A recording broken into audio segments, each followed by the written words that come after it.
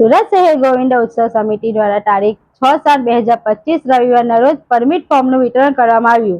જન્માષ્ટમીનો તહેવાર નજીક આવી રહ્યો છે ત્યારે જન્માષ્ટમીની તૈયારીઓ જોરોશોરોથી શરૂ થઈ ગઈ છે. શહેર ગોવિંદ ઉત્સવ સમિતિ દ્વારા 6/7/2025 રવિવારના રોજ કેન્દ્રીય જળ શક્તિ મંત્રી શ્રી આર પાટીલ સાહેબના અધ્યક્ષ સ્થાને નવ અંબાનગર સોસુ સર્કલ સુરત ખાતે પ્રથમ મિટિંગનું આયોજન કરાયું.